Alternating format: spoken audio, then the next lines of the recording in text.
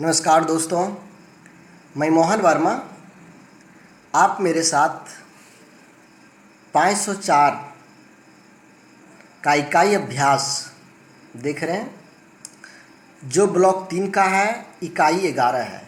इकाई 11 के अंत में दिया गया इकाई अभ्यास मेरे साथ कर रहे हैं। ये पेज नंबर 46 में दिया हुआ है। दोस्तों, इसका पीडीएफ आपको मेरा इंस्टाग्राम अकाउंट में मिलेगा। वहाँ पर आप जा कर के इसका पीडीएफ आप प्राप्त कर सकते हैं। इसका फ़ोटो आप प्राप्त कर सकते हैं। उसका मेरा आईडी है मोहन वर्मा 123 बिना स्पेस का।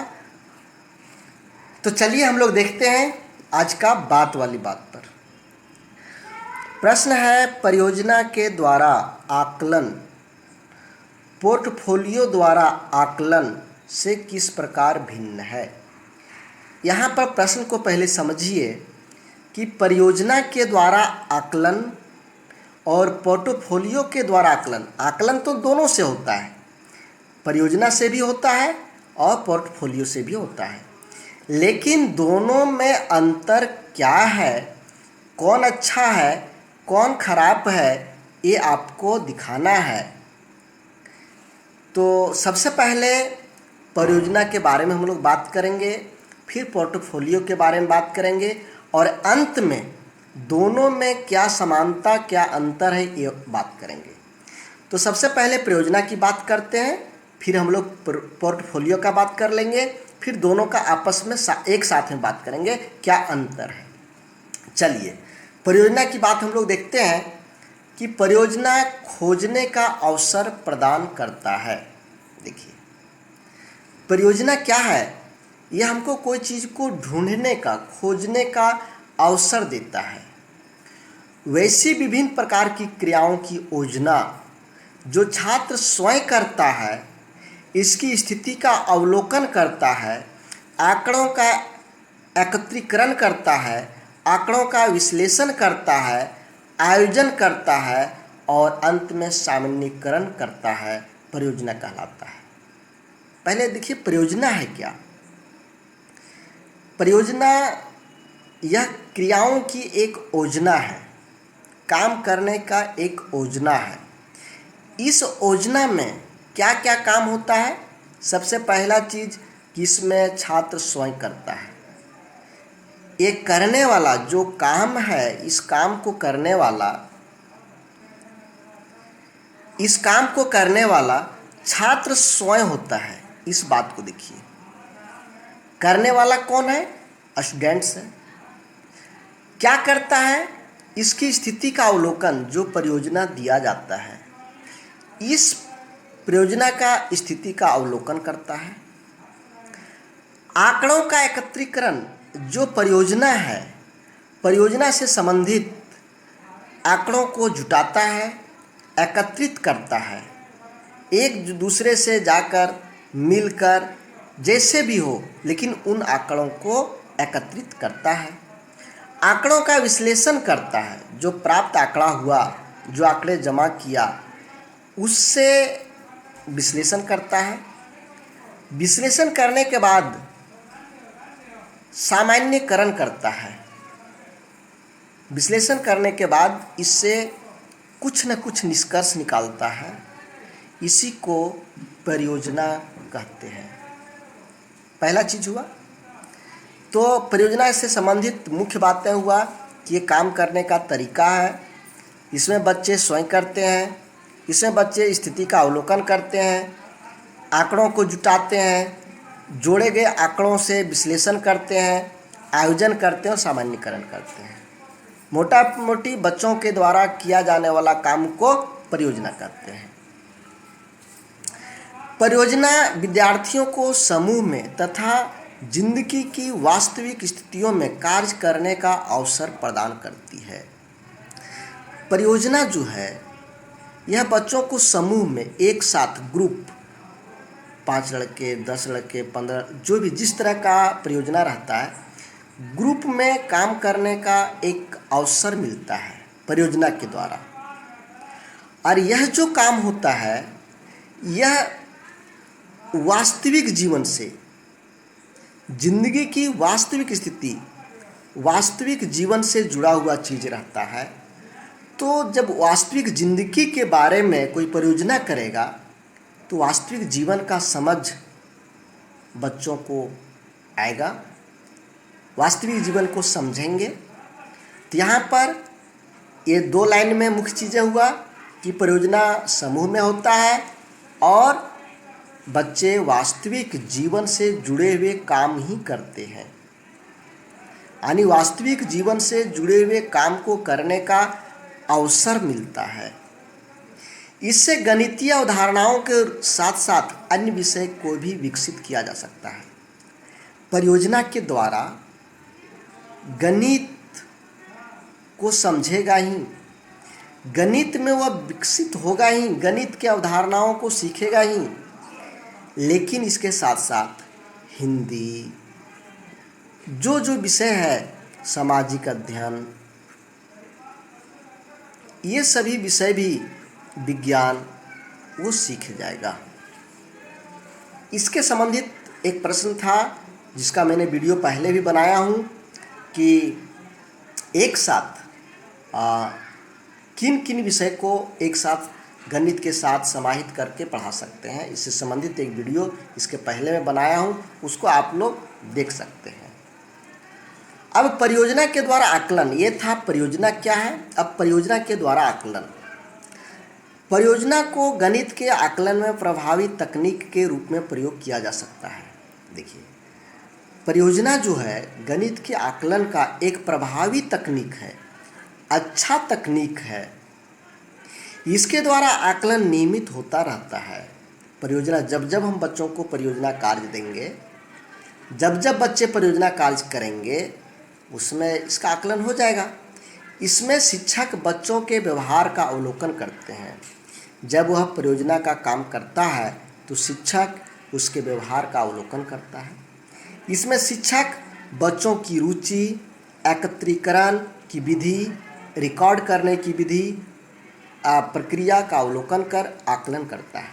इसमें क्या करता है शिक्षक, बच्चों की रुचि क्या है, क्या कर रहा है, किस ओर जा रहा है, बच्चा किस परियोजना को करने में मन लगाता है, उससे हम उसकी रुचि को जान जाते हैं। परियोजना करने के लिए जो आंकड़े की ज़रूरत होता है वह किस विधि से एकत्रित किया,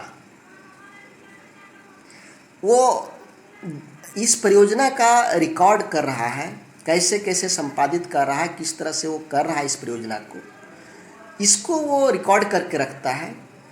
इसकी क्या प्रक्रिया है, ये सभी चीज़ों का अवलोकन कर हम आकलन करते हैं। तो आकलन क्या करते हैं, बच्चों का रुचि, एकत्रित करने की विधि, वो कैसे रिकॉर्ड कर रहा है, वो कैसे कर रहा है, इन सब चीज़ों का परियोजना के द्वारा आकलन करते हैं। अब आता है पोर्टफोलियो। छात्र के कक्षा के अंदर का व्यवहार तथा कक्षा के बाहर का व्यवहार का रिकॉर्ड पोर्टफोलियो कहलाता है। एक चीज़ यहाँ देखिए, हम यहाँ पर परियोजना थोड़ा सा चलते हैं। परियोजना का कार्य हम देंगे, उसी समय बच्चों का आकलन होगा। लेकिन पोर्टफोलियो क्या है, चाहे वह कक्षा के अंदर बैठा हुआ कुछ काम कर रहा है, चाहे वह कक्षा के बाहर है, वह कुछ भी कर रहा है, उसके सभी कामों का आकलन हो रहा है। कक्षा के अंदर वह कैसा व्यवहार करता है, कक्षा के बाहर वह कैसा व्यवहार करता है, उसका हम लोग रिकॉर्ड करते हैं और इसी को पोर्टफोलियो कहते हैं। मतलब वो सब कुछ जो कुछ विद्यालय में कर रहा है, विद्यालय के बाहर भी यदि हमें पता है, यदि उसका अवलोकन कर रहे हैं तो कैसा व्यवहार करता है, उन सभी को लिखना, रिकॉर्ड करके रखना पोर्टफोलियो कहलाता है। यह एक समयावधि के भीतर छात्र द्वारा किए गए सभी कार्यों का संग्रह होता है। यहाँ देखिए फिर से, सभी कार्यों का संग्रह होता है।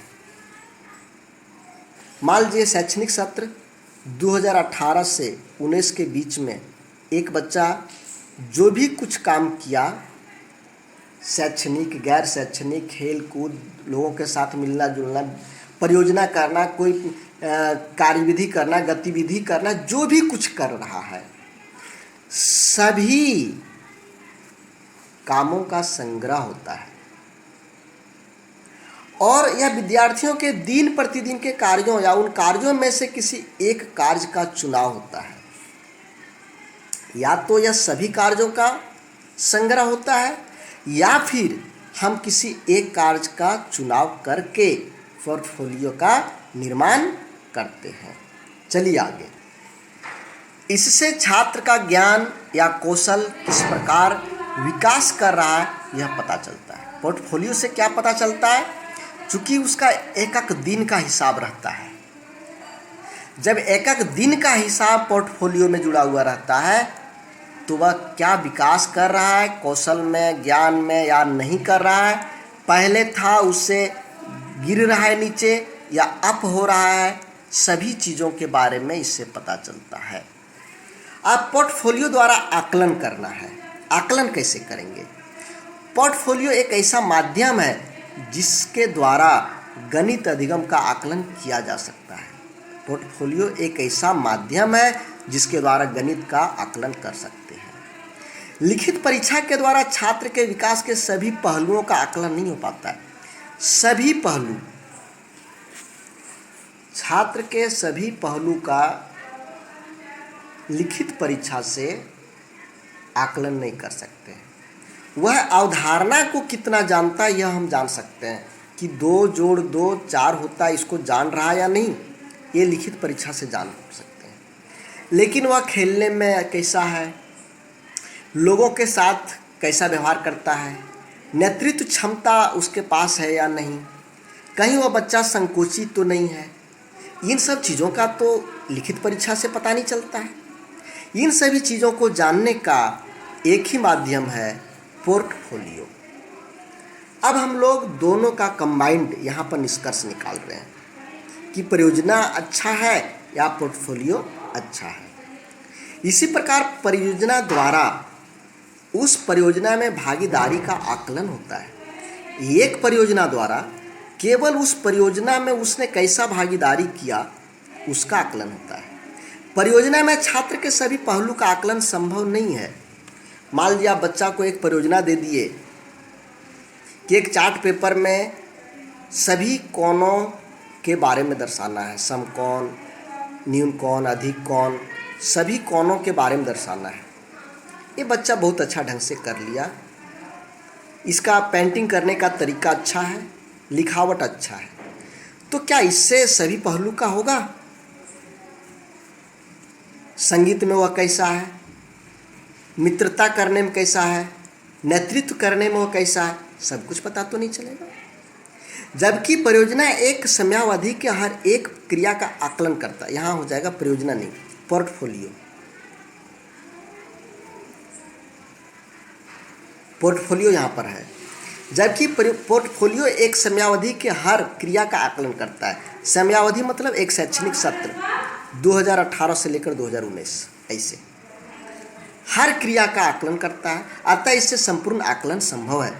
इसलिए हम कह सकते हैं कि पोर्टफोलियो से संपूर्ण आकलन संभव है। अतः परियोजना आकलन से अच्छा पोर्टफोलियो आकलन है। ये मेरा ओपिनियन है और आप सबों का भी होना चाहिए। दोस्तों, ये दूसरा नंबर का प्रश्न है, आप इसको देखेंगे। यहाँ पर मैं कुछ बात करना चाहता हूँ।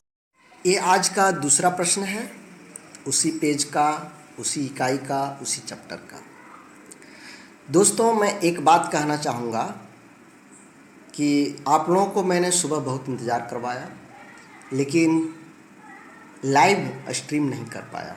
इसका कारण है कि ये जो वीडियो स्क्रीन पर चलता है, जो लिखा हुआ मेरा स्क्रीन पर चलता है, जिससे मैं आपका MCQ टेस्ट लेना चाह रहा था, जो मैं अपना लैपटॉप में लिख करके सेव किया था, उसको मैं नहीं कर पा रहा हूँ। इसके लिए मैं क्षमा चाहता हूँ। लेकिन बहुत लोगों ने मुझे बहुत सारा कमेंट किया, कुछ लोगों ने खराब भी कमेंट किया। मैं उन सभी दोस्तों को धन्यवाद देना चाहता हूँ जो मेरे अवगुण को बतला रहे हैं। चूँकि एक दोस्त ही ऐसा होता है जो अवगुण को बताता है, और उसी अवगुण को मैं सुधार कर आने वाले वीडियो में अच्छे तरीके से दूंगा, ताकि आप मेरे साथ बने रहें। यदि आप मेरी कमजोरियों को नहीं बताएंगे तो मुझे कैसे पता चलेगा कि बार बार मैं कहाँ पर गलती कर रहा हूँ। इसलिए जिन किसी को कहीं पर कमजोरी लगे, गलती लगे, वहाँ का उस संबंध में आप कमेंट ज़रूर करें। मैं अगले वीडियो में निश्चित रूप से सुधारने का प्रयास करूँगा। और यह आपका जो सुधार हेतु आप निर्देश देते हैं, मुझे बहुत अच्छा लगता है। दिल से मैं उन लोगों को हार्दिक स्वागत करता हूँ जो मेरे गलती को ढूंढकर मुझे बताते हैं। तो चलिए आज का आगे का फिर प्रश्न चलते हैं, और मैं आशा आप लोगों को दिलाता हूँ कि एक सप्ताह के अंदर लाइव MCQ टेस्ट जैसे भी हो शुरू करूँगा। मैं इसके लिए कंप्यूटर का क्लास शुरू कर दिया हूँ, और वहाँ से सीख कर मैं आ कर के और आप लोगों का ये मैं करूँगा। मैं जिद्दी हूँ, करूँगा तो करूँगा। तो चलिए आगे हम लोग देखते हैं। आज का ये प्रश्न है, ये दूसरा प्रश्न है। पहला प्रश्न तो पहले देख चुके हैं, ये दूसरा प्रश्न है। गणित प्रदर्शनी में प्रदर्शन करने के लिए विद्यार्थियों के लिए क्रियाकलापों की सूची बनाएं। दोस्तों, आप सभी अपने अपने विद्यालयों में, विशेष करके प्राइवेट स्कूल में गणित प्रदर्शनी होता है, और उस गणित प्रदर्शनी के लिए आप क्या करते हैं, उस क्रियाकलाप का पूरा सूची आपको बनाना है। आप सोच लीजिए कि आप अपने स्कूल में गणित का प्रदर्शनी आयोजित करने वाले हैं। आप कैसे तैयारी करेंगे, कौन कौन सा काम किसके बाद करेंगे, ये सभी चीज़ों को लिखना है। तो बच्चों के गणितीय प्रतिभा का प्रदर्शन करने का बेहतर माध्यम गणित प्रदर्शनी है। गणित प्रदर्शनी से बच्चों का गणितीय प्रतिभा का प्रदर्शन होता है। गणित प्रदर्शनी से विद्यार्थियों के मध्य गणितीय जानकारी बढ़ाने में सहायता करती है। बच्चों एक दूसरे से इंटरेक्ट करता है और उनके बीच में गणितीय जानकारी बढ़ता है। यह विद्यार्थियों के कौशल विकास करने में सहायता करता है तथा सकारात्मक दृष्टिकोण विकसित करता है। अब एक कौशल कैसे विकास होता है? सपोज दैट एक आप मॉडल बना रहे हैं। इस मॉडल को बनाने के लिए आपको कुछ चीज़ों को काटना पड़ा, छांटना पड़ा, पेंट करना पड़ा, ब्रश चलाना पड़ा। तो ये सब चीज़ों, एक कौशल तो आपके अंदर आ रहा है। तो यहाँ पर कौशल का विकास होता है। बच्चे सकारात्मक दृष्टिकोण से सोचते हैं। यहाँ पर एक चीज़ और, सृजनात्मकता बढ़ती है।